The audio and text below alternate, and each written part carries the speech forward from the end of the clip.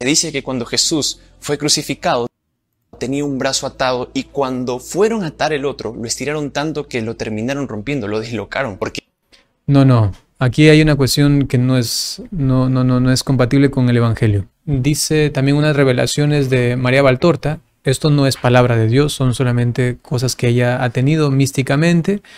Algunos dicen que concuerda mucho con la sábana santa, pues eso está siempre en estudio de parte de la iglesia. Sin embargo, tenemos un precedente donde se ha puesto a María Valtorta y sus escritos en los libros prohibidos, ¿no? Hola, hola queridos jóvenes, queridos hermanos, ¿qué tal? ¿Cómo están? Espero que se encuentren muy bien. Por aquí les saluda el padre Byron. Me han pasado un video que se llama Curiosidad Bíblica sobre la cruz, o mejor dicho, la crucifixión de Jesús. Y quien lo hace, pues es un joven, parece que es muy conocido en Instagram, tiene muchos seguidores y va a traer esta curiosidad.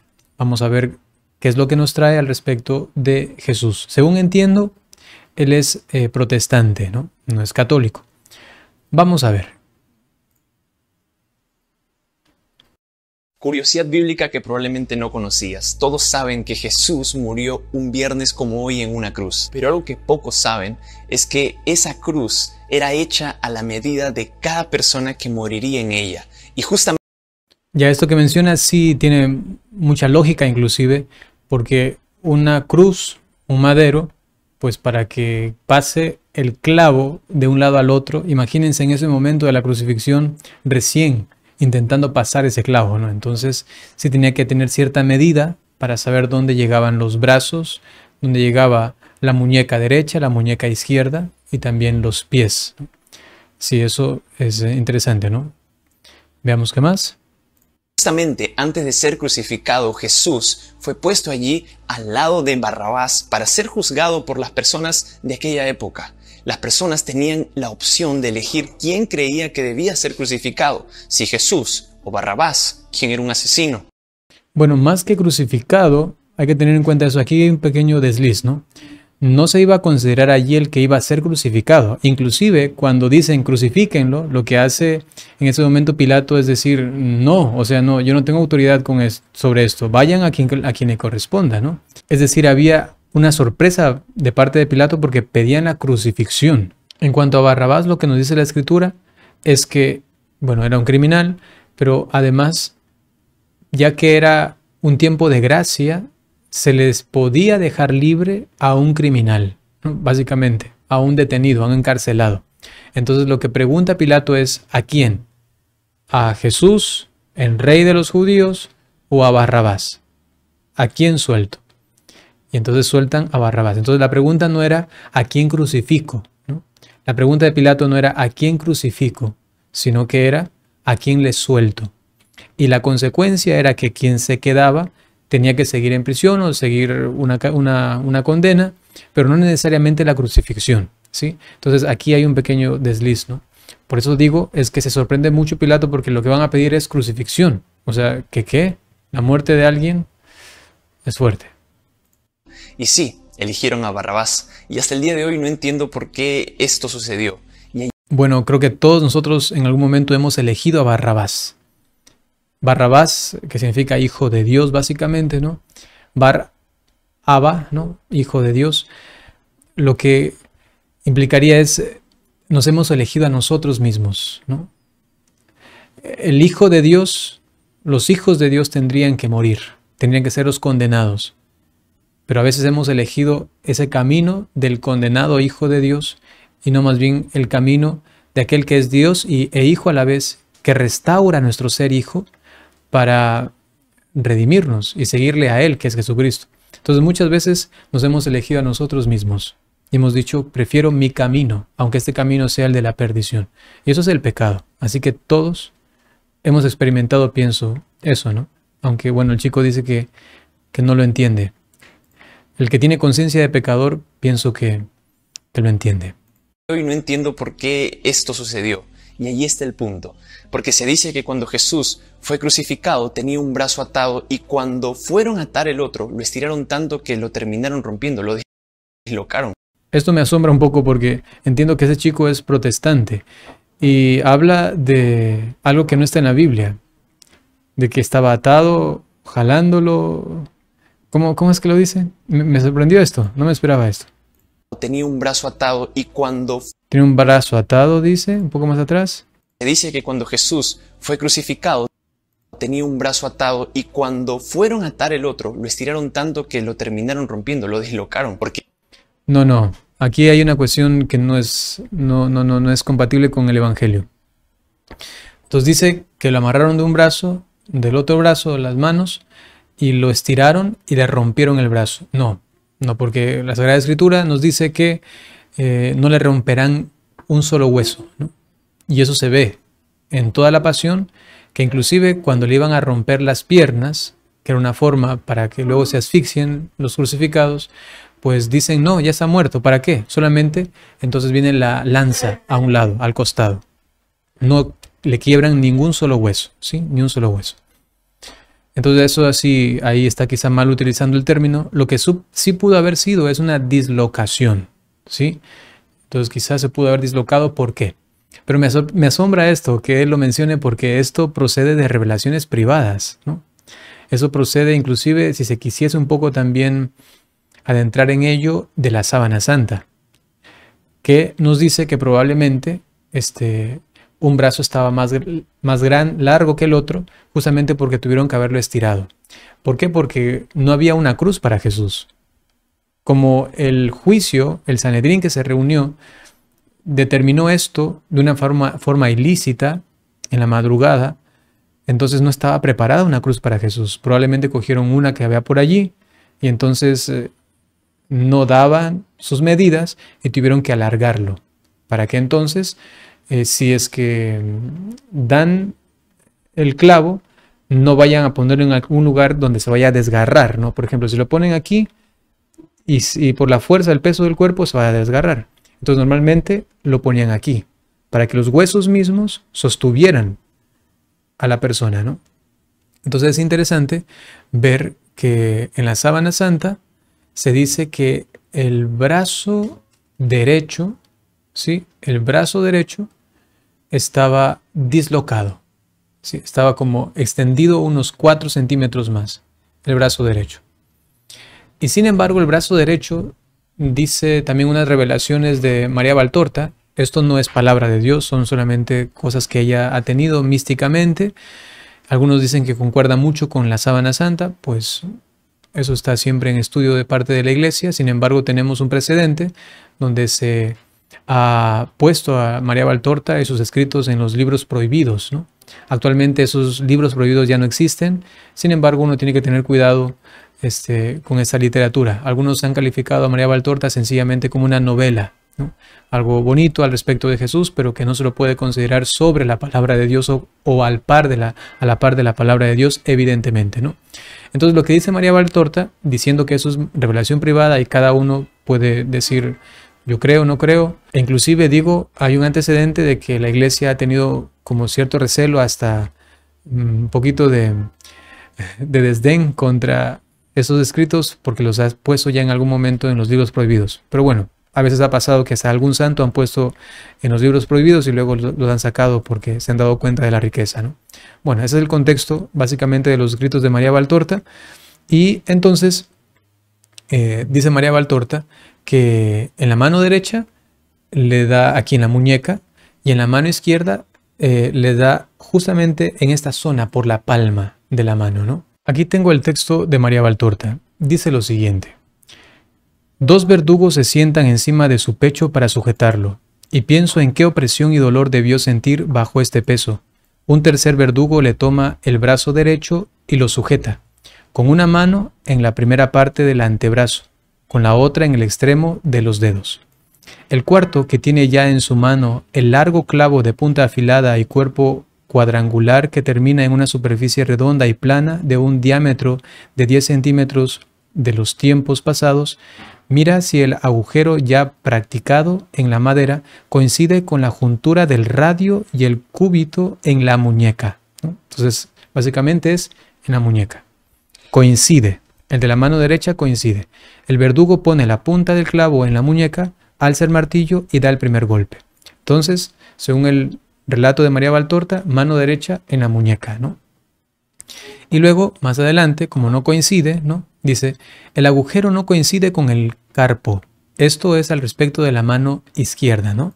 Se pasa a la izquierda. Entonces agarran una cuerda, atan la muñeca izquierda y tiran hasta dislocar la juntura. Es interesante entonces que este chico lo que hace es basarse en una revelación de María Valtorta para decir esto, ¿no? Por lo menos es lo que yo conozco, me refiero a la procedencia de estos dichos, lo que dicen. Viene de María Valtorta y de la Sábana Santa, porque coincide con lo que dice María Valtorta, la Sábana Santa, ¿no? Hasta arrancar tendones y músculos, además de lacerar la piel ya cerrada por las cuerdas de la captura. También la otra mano debe sufrir porque está estirada por reflejo y en torno a su clavo se va agrandando el agujero. Ahora a duras penas se llega al principio del metacarpo junto a la muñeca. O sea, el agujero de la cruz no llega aquí donde debía ser, aquí, sino que está por aquí más o menos. Se resignan y clavan donde pueden, o sea, entre el pulgar y los otros dedos. Entonces les tiran con un cabo, unas cuerdas, y no coincide, pues le ponen hasta donde llega, y llega pues aquí, lo que se conoce como el metacarpo. Se resignan y clavan donde pueden, o sea, entre el pulgar y los otros dedos, justo en el centro del metacarpo. Aquí el clavo entra más fácilmente, pero con mayor espanto porque debe cortar nervios importantes, tanto que los dedos se quedan inertes mientras los de la derecha experimentan contracciones y temblores que ponen de manifiesto su vitalidad. Pero Jesús ya no grita, solo emite un ronco quejido tras sus labios fuertemente cerrados y lágrimas de dolor caen al suelo después de haber caído en la madera. En cambio, en la Sábana Santa el hombro dislocado es el derecho, ¿no? Se ve que el brazo derecho es más largo que el brazo izquierdo, por 4 centímetros. Entonces de ahí se deduce que le habían dislocado el hombro, ¿no? Entonces ahí hay una especie de diferencias, ¿no? Pero a la vez también como una especie de concordancias. Bueno, eso en cuanto a revelaciones privadas uno dice, pues hay que tener solamente en consideración, pero no más, ¿no? Uno, ¿a dónde se va? A los evangelios. ¿En los evangelios dice que se le dislocó el hombro? No, no dice nada de eso. Entonces nos quedamos con el evangelio. Y luego lo que puede enriquecer, lo que pueda traer alguna acotación, algo que no vaya en contra del evangelio, pues lo aceptamos. Probablemente le dislocaron el hombro, probablemente. Yo creo mucho en el manto de Turín, en la Sábana Santa, y yo apostaría más bien, digamos así, como jugando, en esas interpretaciones, pues especulaciones también, que tuvo que haber sido más bien el hombro derecho, ¿no? En contra de lo que dice María Valtorta, que fue el hombro izquierdo. Sí, entonces ahí se entiende que hubo esto. Pero luego me sorprende que este chico, siendo protestante, se base en estas especulaciones, ¿no? De la Sábana Santa y también de María Valtorta, según parece. Según parece, de eso está justamente valiendo. Algo más, y es en cuanto a los clavos. ¿Dónde entonces fueron? María Valtorta pues dice mano derecha aquí, mano izquierda aquí, ¿no? Aquí. Y en la Sábana Santa nos dice que en la mano izquierda tuvo que haber sido en la palma, ¿no? Y como está cubriendo la mano derecha, la mano izquierda, lo que se ve en la Sábana Santa es el hueco del clavo, es justamente en la palma, aquí, ¿no? No aquí abajo, sino aquí. ¿Qué nos dicen los evangelios? Evangelio según San Mateo, capítulo 20, versículos 24 en adelante. Pero Tomás, uno de los 12, llamado Dídimo, no estaba con ellos cuando Jesús vino. Le dijeron, pues, los otros discípulos, al Señor hemos visto. Él les dijo, si no viere en sus manos la señal de los clavos, y metiere mi dedo en el lugar de los clavos, y metiere mi mano en su costado, no creeré. Si no viere sus manos, ¿no? Hace alusión entonces como si la crucifixión había sido aquí en las manos, no en la muñeca. Y más adelante el Señor mismo le dice, luego dijo a Tomás, pon aquí tu dedo y mira mis manos, ¿no? Y manos. Y acerca tu mano y métela en mi costado y no seas incrédulo sino creyente. Hace alusión aquí también a manos, ¿no? Será siempre un misterio. La forma típica tenía que haber sido aquí, en las muñecas, ¿no?